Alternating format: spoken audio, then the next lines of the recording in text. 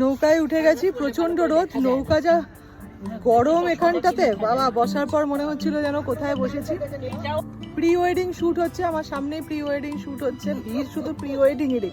বিকেলবেলা এখানটা ভিড় বেশি হয়, লোকাল লোকজন আরো বেশি আসে। আমরা তো সকালেই আসলাম, গাড়ি ফাড়ি ঢুকতে পারবে না, ওরা মুশকিলের ব্যাপার হতো। নৌকা এত সুন্দর ডিজাইন করা, এখানটা কি সুন্দর করে এখানটা এঁকেছে নৌকাটা, আমার দেখেই ভালো লাগছে। এগুলো সব জুট হয়ে আছে, কচুরিপানাতে ভর্তি। আগের বার এসেছিলাম অনেকটা ভালো জল ছিল, এবার প্রচুর কচুরিপানা।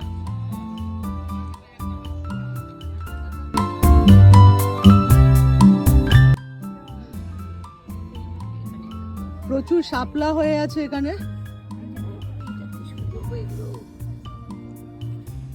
দেখা যাক শাপলাটা তুলি।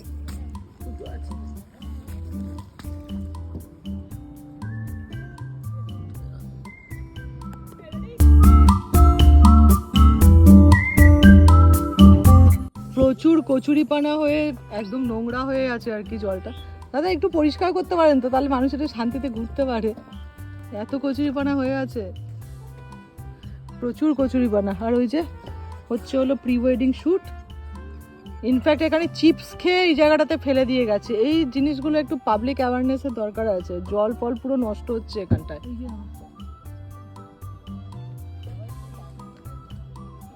নৌকা ভাড়া দাদা আধ ঘন্টায় 100 টাকা না?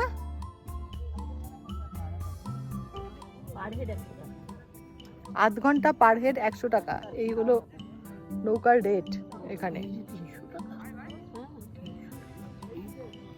আর প্রি ওয়েডিং শুটের জন্য কত করে নাও? 150 টাকা পার হেড।